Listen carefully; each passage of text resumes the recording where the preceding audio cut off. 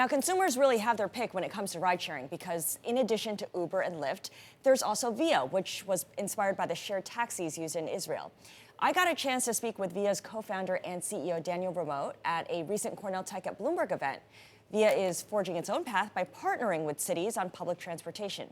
So I began by asking Daniel why he thinks transportation has been relatively insulated from disruption.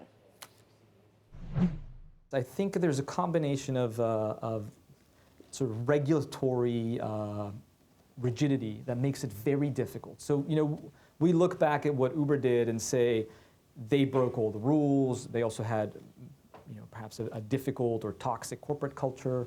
And none of that excuses that culture, but I have to say that they really opened the door. The fact that they were willing, and you can say whether it was a good thing or a bad thing, but to basically ignore the existing regulations and just launch their service, and as was Lyft, really changed the landscape and made it possible for other things to happen. And before then, it was just very, very difficult. You had to, working within the existing regulatory structure was extremely limiting. There were very, very few taxis. Vehicles like the ones we were using weren't really available. These dollar vans are illegal, right? So every time someone tried to do even something innovative like having a van, that got regulated out of existence. So there's a regulatory challenge if you want to do it yourself, which is what we ended up doing here on the Upper East Side. On the other hand, if you try to go, which is actually how we started saying, look, we are developing technology for buses. Our buses are just dynamic. It's a brilliant idea. I can't believe no one's ever thought of it. Then we went and read some literature. It turns out people have been thinking about it since the 70s, but they've never done it. But they didn't say it out loud, so. They never, yeah, I mean, they just didn't do it, so we were doing it. So we were the first, so great. And we thought, well, this on-demand technology for buses, I mean, it's brilliant. We'll go talk to the MTA, and the MTA will immediately know that it was brilliant and want to use our technology, and we'll be in the money. It'll be amazing. We'll sell our technology to the MTA, and no one wanted to talk to us. So there's also a rigidity within transit organizations at the time that I think was really impossible to overcome.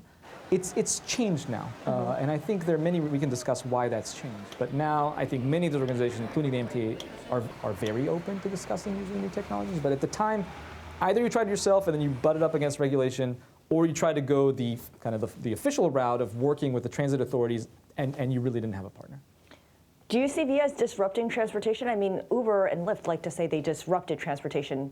Are you disrupting transportation? No, we don't think of it that way. I know it's very cool to say that you're disrupting, and Silicon Valley really likes that. And so in some sense, maybe we do better from a fundraising perspective if we were disruptors. But I don't think so. We see ourselves, we've always seen it that way. The reason we launched our service here in New York on the Upper East Side and then expanded the rest of the city and expanded to Chicago and DC and London and so forth was not because we were trying to disrupt the existing transit systems. We wanted to prove that this could work because we couldn't get organizations like the MTA to look at us and use our technology. And then once we proved that it worked, we've come around and now we simply, for the most part, sell our technology to transit authorities, to cities, to transit operators, to corporations, to universities in order to power their transit systems. So we see ourselves as enabling transit systems to be better, to be more efficient, to be more effective, to move more people, frankly, to beat the private car. That's really our goal, to get cars off the street. And in that sense, we are not disrupting public transportation. I hope that we will disrupt the private car. If we're going to disrupt anything, that is what I'm hoping to do.